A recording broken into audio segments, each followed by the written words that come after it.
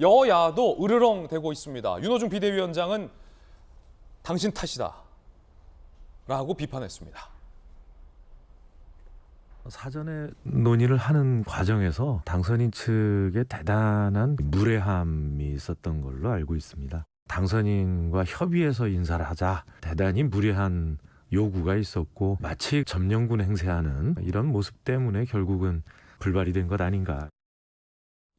윤호중 비대위원장의 주장은 당선인이 주요 새 보직, 한국은행 총재 등과 관련해서 협의를 해서 인사를 하자라는 제안이 대단히 무례했기 때문에 불발이 됐다라고 주장을 했습니다. 자, 그럼 반대로 국민의힘의 김재원 최고위원은 뭐라고 얘기했을까요? 들어보시죠.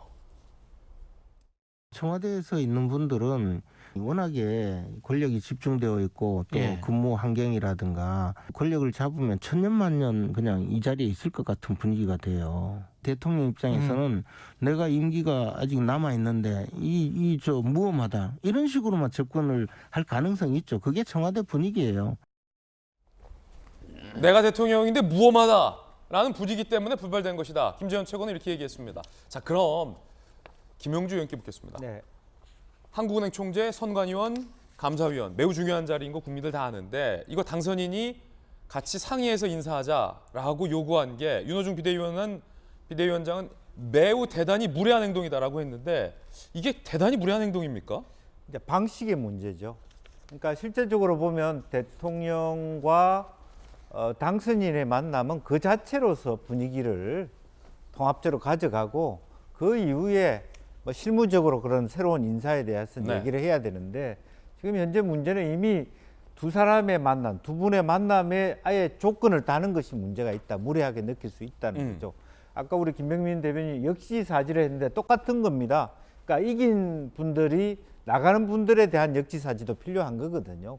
그래서 점령군이란 말이 나오지 않도록 보다 조심스럽고 좀 더 이렇게 부드럽게 압박감을 느끼지 않게 얘기를 해야 되고 저는 이제 박수현 국민소통수석 말에 얼패가 있다고 봅니다. 소통수석.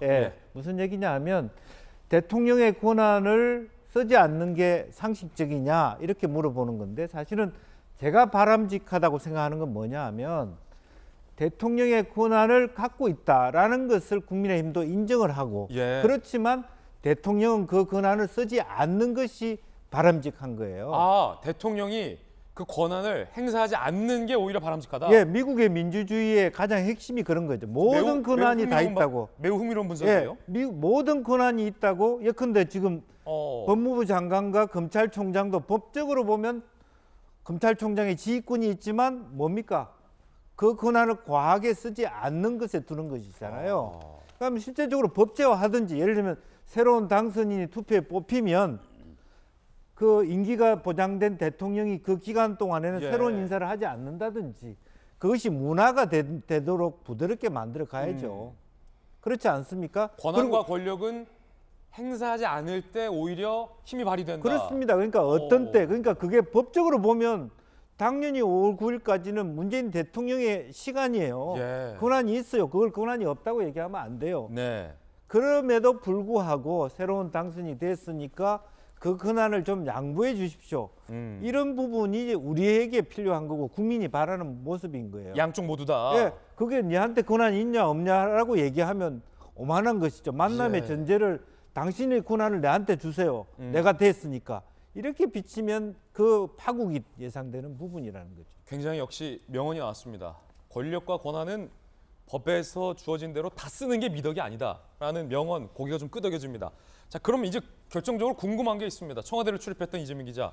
그래서 알겠어요. 청와대가 문제 삼는 것도 알겠고 당선인 측이 황당하다는 것도 황당한 입장이라는 것도 알겠어요. 자, 그럼 이제 중요한 건 국민들 입장에서는 자, 그래서 그럼 청와대는 문재인 대통령은 청와대가 느끼기에 당선인 측이 무례한 행동이나 태도 때문에 한국은행 총재와 선관위원과 감사위원에 대한 인사권을 강행하겠다라는 겁니까? 기분 나빠서?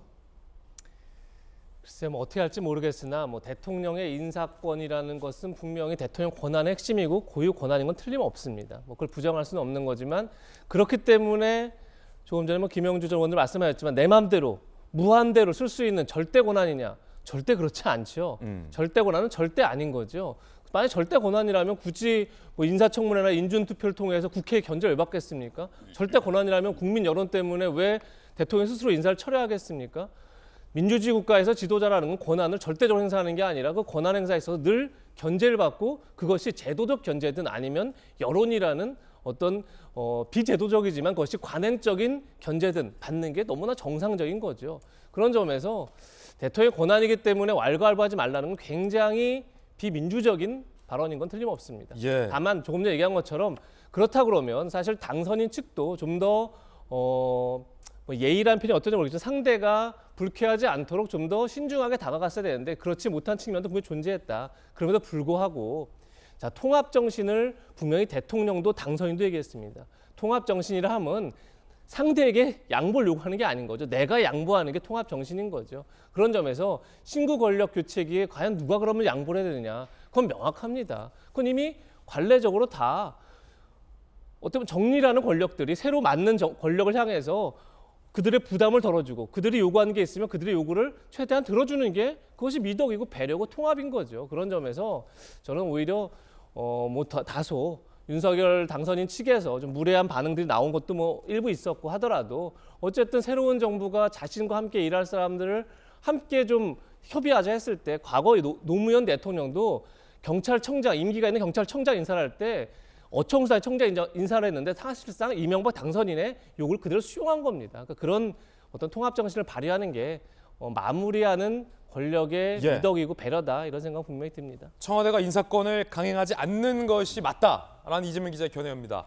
자, 지금 청와대가 한국은행 총재와 감사위원 선관위에 대해서 대통령의 인사권을 강행하겠다 만다라고 확정적으로 얘기한 바는 없기 때문에 과연 이 신구 권력의 잡음이 인사권 강행으로 이어질지 아니면 이 갈등을 양 권력이 잘 조화롭게 극복해낼지가 관건이다라고 말할 수 있겠습니다.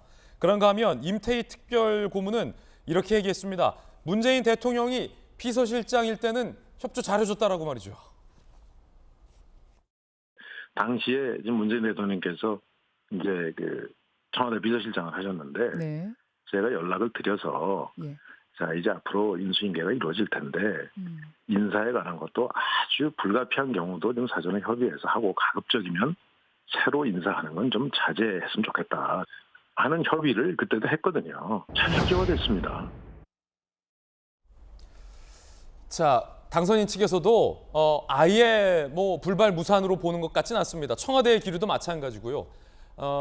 문재인 대통령과 윤석열 당선인 사이가 결정적으로 틀어졌다라고 볼 수 있는 장면들은 또 아직까지 없기 때문에 임태희 고문의 이야기처럼 그때 문재인 비서실장, 문재인 대통령의 모습이라면 협조를 잘 해주리라라는 기대감도 현재 양측이 있다라는 말씀 드리겠습니다.